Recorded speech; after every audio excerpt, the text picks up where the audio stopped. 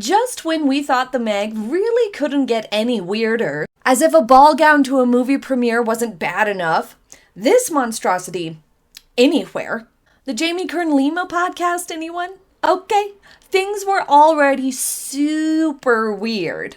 And then Harper's Bazaar outed the Meg as making people announce her title to them. Preposterous. There's almost no other worse thing for Meg's public image at this moment in time. It's like the worst thing I could possibly imagine to have been exposed to the public right now. She's already been exposed as a liar, see the Oprah interview, a bully, see the countless accounts from staff across multiple continents, and she's been outed as a business and creative failure, just ask Spotify and Disney and countless other people. And now the cherry on top, a delusional, pretentious weirdo to add to her resume. Under no circumstance is announcing her title each time someone is in the vicinity normal. It is the farthest thing from normal. No wonder people are like, what the heck is happening when she comes around? And looking kind of shell-shocked or startled or like alarmed or like, what is happening? I noticed this with the With Love Meghan series, that people kind of looked like they were like, what? And bewildered a little bit when they first like came on screen or were introduced. And we've seen it countless other times where people almost look a little startled and Meghan's like, hey, ready to hug them. And they're just kind of look a little shocked. It's probably because there was someone belting out the Duchess of Sussex randomly out of nowhere as they entered the room. This is the woman who mocked a curtsy to the Queen of England, a beloved figure. She compared the experience to a cheap theater dinner. The audacity of her then to turn around and make someone announce her title as if she matters, but also as if that's what's the done thing when it is not. But this also explains why a lot of people are just generally off-put by this couple.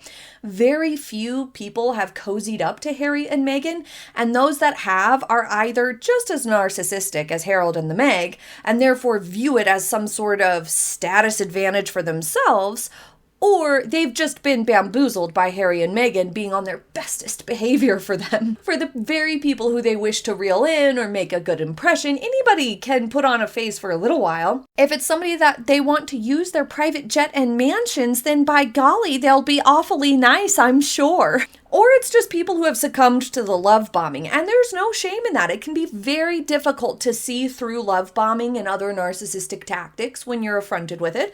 But the point is that Harry and Meghan really haven't, when you think about it, it's been well over 5 years since they've left the royal family. They really haven't developed any degree of a good reputation professionally or personally.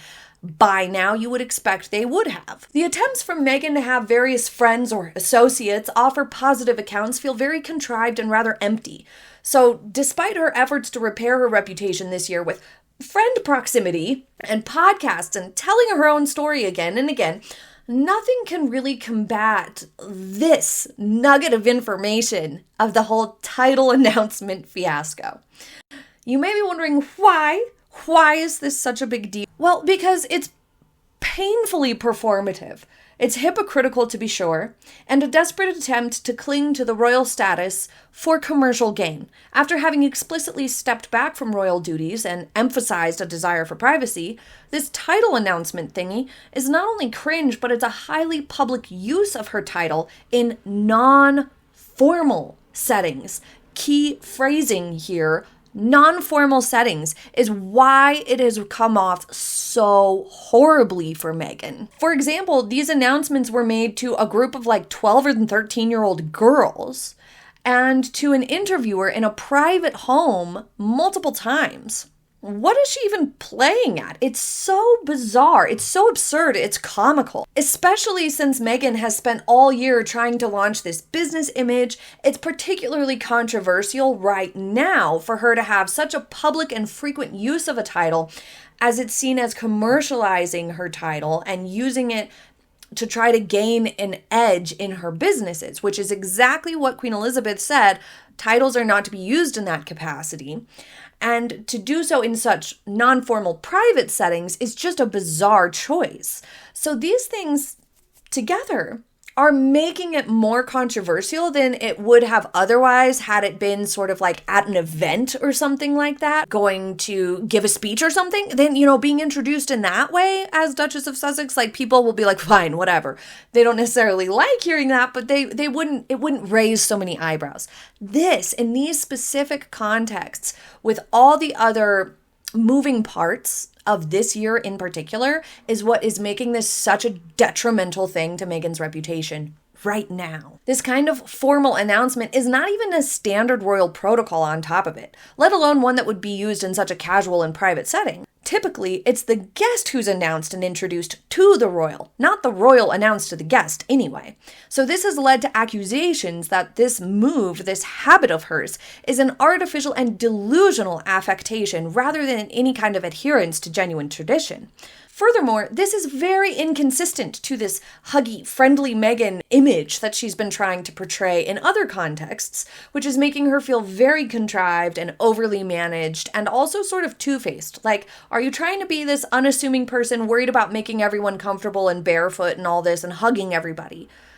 Or are you like, yeah, this is my title and I want to be, referred to in this way and feel elevated to those who I am meeting, because there's really no other reason. People know her name. They don't need it announced when they're walking into the room. There's no other explanation for it besides her liking the way it makes her ego feel. So with this one stupid desire to feel that she's above others, this decision to let her ego take over has thoroughly ruined her reputation in one fell swoop. Just this alone. Because think about it. Especially given that this isn't some sort of protocol.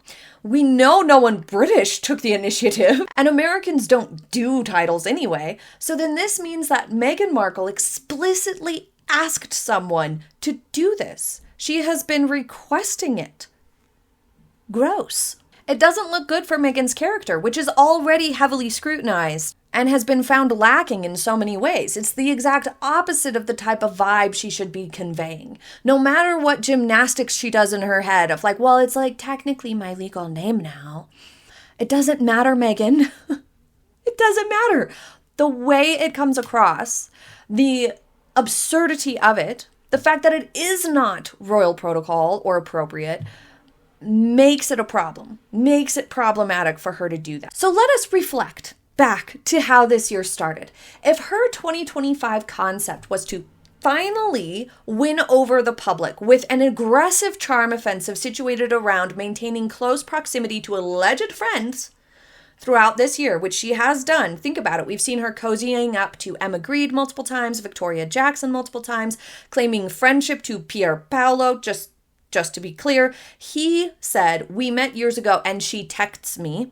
He did not say that he and Meg were friends, but Meghan did say friends, but regardless. We've seen her do the Jamie Kern-Lima podcast. She's made appearances with Kelly Zafin a few times this year, and she had both Kelly and Serena Williams talk to the Harper's Bazaar interviewer. And of course, she tried to imply that every single guest on With Love Meghan was a friend, but the truth of the matter was that only 3 or 4 guests were genuine established friends. That was Kelly Zafin, Abigail Spencer, Daniel, the makeup artist, and there was one lady in the holiday special, I think her name was Lindsay, who was claimed as like a friend from the past that was more of like an established legit friendship outside of like work acquaintances or people she had never met before. Most of the guests were strangers to Meghan or loose acquaintances through work connections. You wouldn't call that person a friend. The point is that Meghan has spent all year this year trying to prove that she has friends. To combat the bullying allegations, it would appear for sure, but also to try to soften her image to some extent. And all of it has just been undone with this absurd title introduction revelation.